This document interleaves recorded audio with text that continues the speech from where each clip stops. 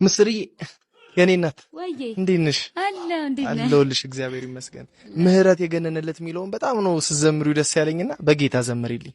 እሺ ምህረት የገነነለት እግዚአብሔር የሚጠብቀው ይቅርታን የሚያረግለት እንደኔ ያለ ሰው ማን ነው?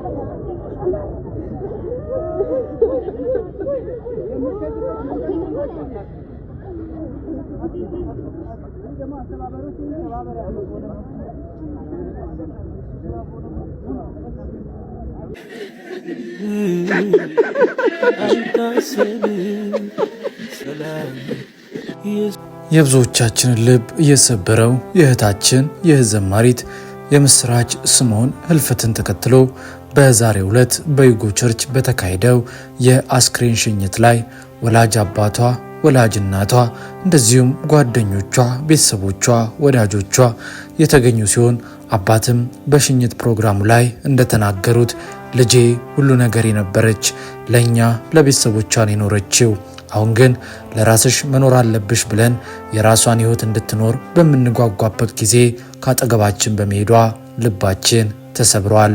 ነገር ግን ወደምትወደው ወዳከበረችው አምላክና አባቷ በመሄዷ ደግሞ እንጽናናለን ሲሉ በሐዘን በተሞላ ስሜት ውስጥ ሆነው የተናገሩ ሲሆን ከዛም ወደ መድረክ የወጣው በቅርቡ ሰርጋቸው ይጠበቅ የነበረው እጮኛዋ ኪሩ ሲሳይ ራሱን መቋቋም አቅቶትና በከባድ የሐዘን ስሜት ውስጥ ሆኖ ንግግር እንዲያደርግ ቢጠበቅም በውስጡ ያለው ከባድ ሐዘን አሸንፎት ታይቷል።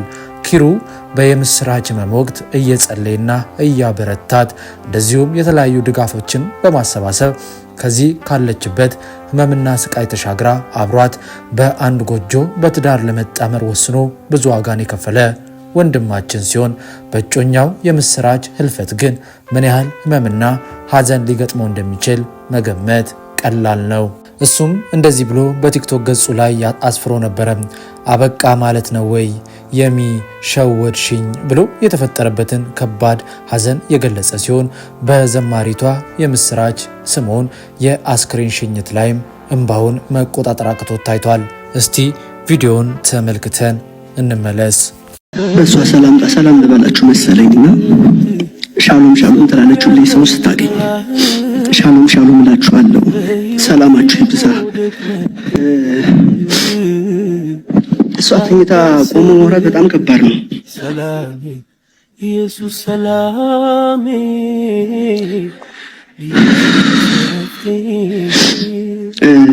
ኢየሱስ ሰላሜ ያው እሷ ላትመጣ እኔ ግን ልሄድ እንግዲህ ዝግጁ ላይ ነኝና በቅርቡ እንገናኛለን ብዬ አስባለሁ። በጣም የምወዳት ብዙ ለፍቼባታለሁ፣ ግን እንዳሰብኩት አልሆነልኝም።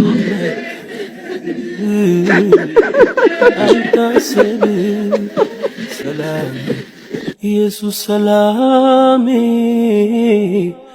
ኢየሱስ እረፍቴ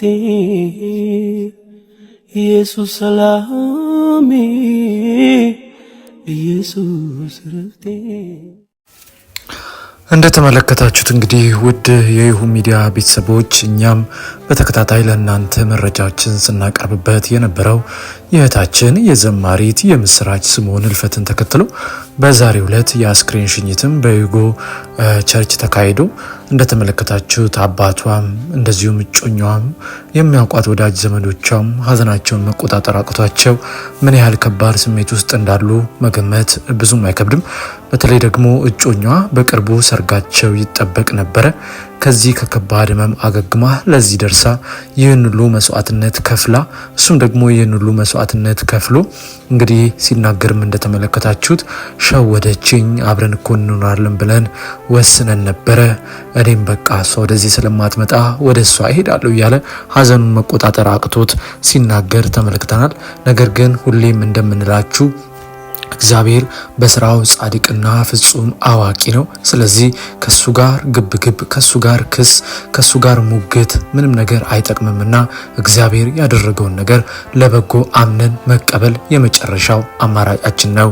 በተለይ ደግሞ አማራጭ አድርገንም ከመቀበላችን በላይ የምትሄድበት ደግሞ የበጉ ሰርግ በደመቀበት በጉ በሚያበራበት ኢየሱስ ክርስቶስ ብርሃን በሆነበት ዓለም ውስጥ የዘላለም ሕይወትን ልትካፈል ነውና በዚህ ልንጽናናና ልንደሰት ይገባል ብለን መልእክታችንን በዚህ አጋጣሚ ማስተላለፍ እንፈልጋለን። የዘማሪት የምስራች አስክሬን በዛሬው ዕለት ወደ ትውልድ ሀገሯ አርባ ምንጭ እየተጓዘ እንዳለ የሰማን ሲሆን በዛም እንግዲህ የቀብር ስነ ስርዓቷ ይፈጸማል ተብሎ ይጠበቃል። ነገር ግን አባት የተናገሩት አንድ ነገር በዚህ የአስክሬን ሽኝት ላይ አገልጋይ ወይም ደግሞ ፓስተር ዳዊት ሞላልኝ ሲናገር እንደሰማ ነው እግዚአብሔር በስራው አዋቂ ነው። ስለዚህ ሁላችንም ወደዛው ነው የምንሄደው ካለ በኋላ አባትም ወጥተው በእውነት በስጋ ከኛ መለየቷ በጣም ከብዶን ነበረ። ነገር ግን በሰባኪው በኩል በአገልጋዩ በኩል የቀረበው ቃል ግን አጽናንቶናል። እውነትም የሄደችው ወደምትወደው ወደ አከበረችው ልጅነቷን፣ ህይወቷን፣ እድሜዋን ወደ ሰጠችው አምላክና አባቷ መሆኑን ስናውቅ ተጽናንተናል ብሎ የተናገሩት ነገር ለብዙዎች መልካም ሀሳብ መስሎ ይሰማናል። ምክንያቱም የሚያጽናና የሚያበረታ የእግዚአብሔር መንፈስ በቃል ውስጥ ይገኛልና ይህንን ቤተሰብ የእግዚአብሔር መንፈስ እንዲያጽናናቸው እንዲደግፋቸው እንዲያበረታቸው በዚህ አጋጣሚ ጸሎታችንን ማቅረብ ምኞታችንን ማቅረብ እንፈልጋለን። ምስሪ የኔ እናት እንዴት ነሽ? አለሁልሽ እግዚአብሔር ይመስገን። ምህረት የገነነለት የሚለውን በጣም ነው ስዘምሪው ደስ ያለኝና በጌታ ዘምሪልኝ። እሺ ምህረት የገነነለት እግዚአብሔር የሚጠብቀው ይቅርታን የሚያረግለት እንደኔ ያለ ሰው ማነው?